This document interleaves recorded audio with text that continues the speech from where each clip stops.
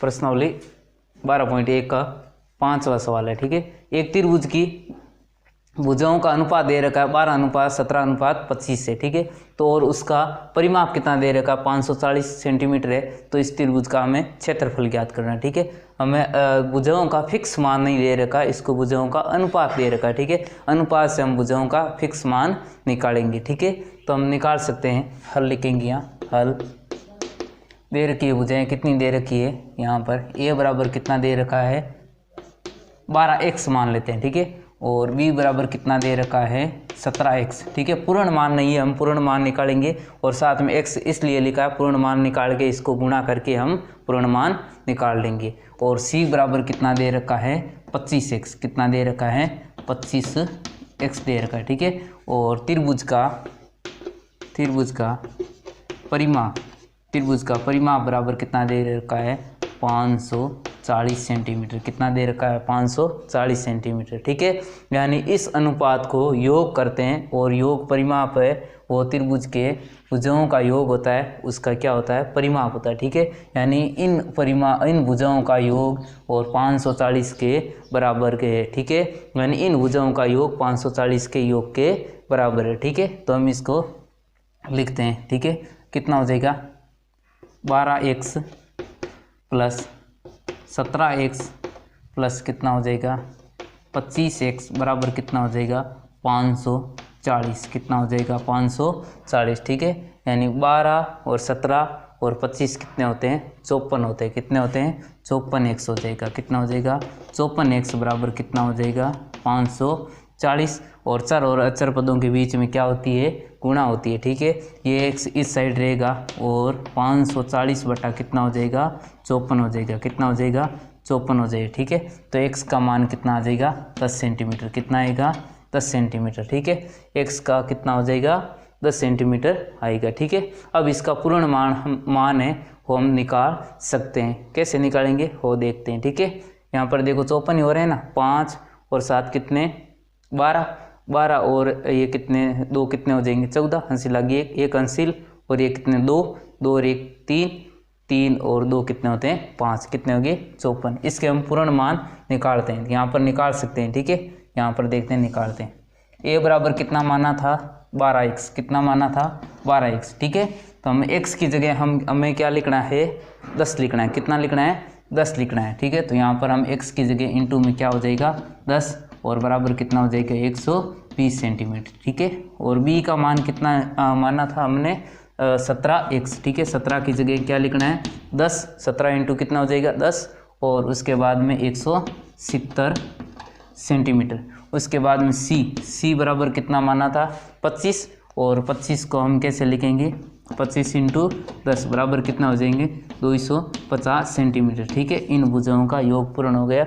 इनको हम जोड़ते हैं तो हमारे पास कितना आएगा 540 सेंटीमीटर, कितना आएगा 540 सेंटीमीटर। अब इस त्रिभुज का हमें क्या करना है क्षेत्रफल निकालना है, क्या निकालना है क्षेत्रफल। ठीक है, पहले हम s का मान निकालेंगे, किसका मान s का मान। s का मान क्या होता है त्रिभुज का अर्ध परिमाप होता है। ठीक है, तो यहाँ पर त्रिभुज का अर्ध परिमाप, ठीक है, त्रिभुज का अर्ध परिमाप, पूर्ण परिमाप कितना हमारे पास में 540 है, 500 कितना है 40 है, यहाँ पर लिख दिया 540 बटा कितना हो जाएगा 2, और 540 में 2 का भाग देते हैं तो 200 कितने आते हैं 70 आते हैं, कितना आते हैं 270, यानी अर्ध परिमाप है वो s है, उसके किसके बराबर है s के बराबर है, इसका मान कितना है 270 सेंटीमीटर। ठीक है, तो यहाँ पर लिखते हैं त्रिभुज का क्षेत्रफल, त्रिभुज का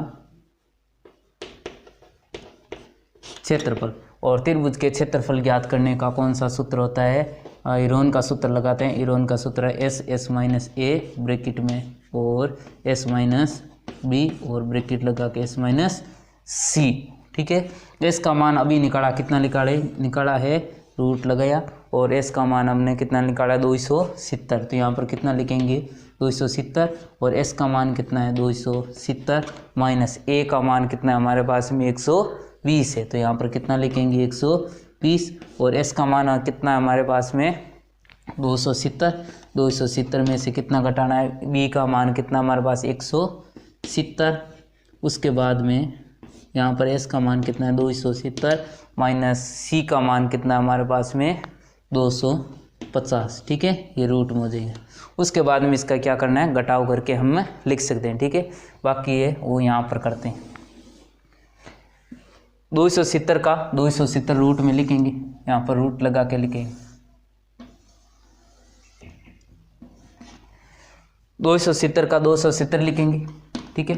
उसके बाद में यहाँ पर इंटू का चिन्ह लगाएंगे, ठीक है।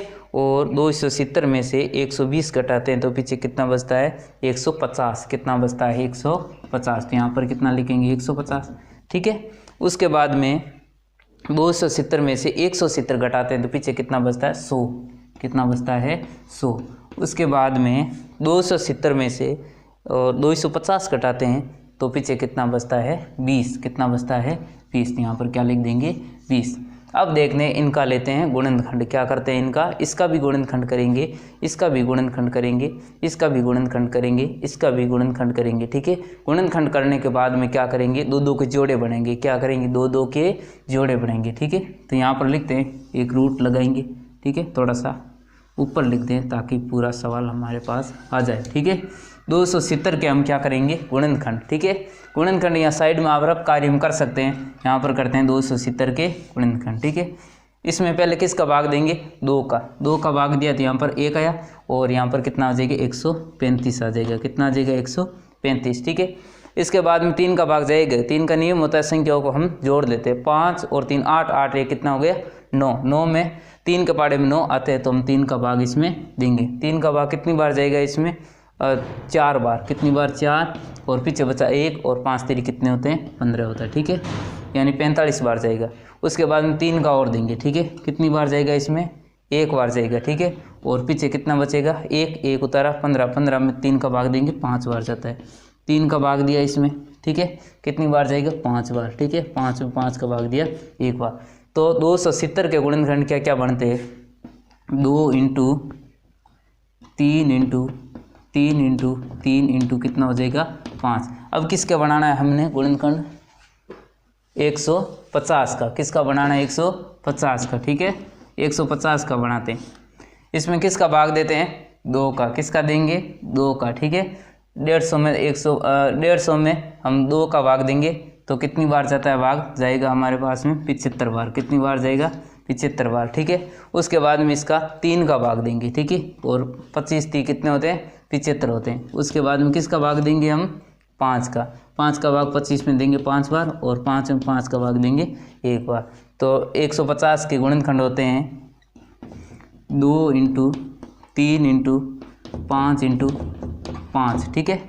उसके बाद में हम करते हैं 100 के गुणनखंड, किसके करेंगे 100 के गुणनखंड होते हैं 2 का भाग दिया 50 बार, 2 का भाग दिया 25 बार, 5 का भाग दिया 5 बार और 5 का भाग दिया 1 बार, ठीक है। तो हम इसको साइड में लिखते हैं। 100 के गुणनखंड हो रहे हैं 2 इंटू 5 इंटू 5, ठीक है।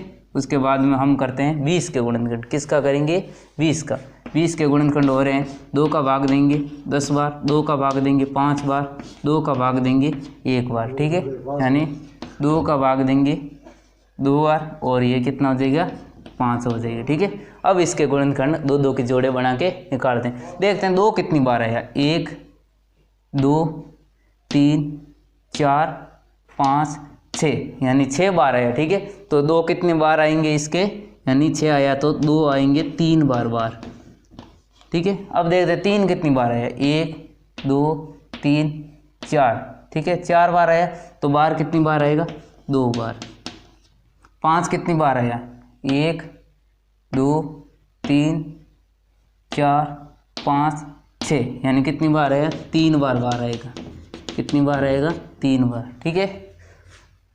अब इनको करते हैं गुणा, 2 को गुणा 2 से की 4, 4 को गुणा की तो 8 और 8 3 कितने होते हैं 24 होते हैं, ठीक है, कितने होते हैं 8 3 24 और 24 को गुणा किससे करनी चाहे ऐसे कर लो।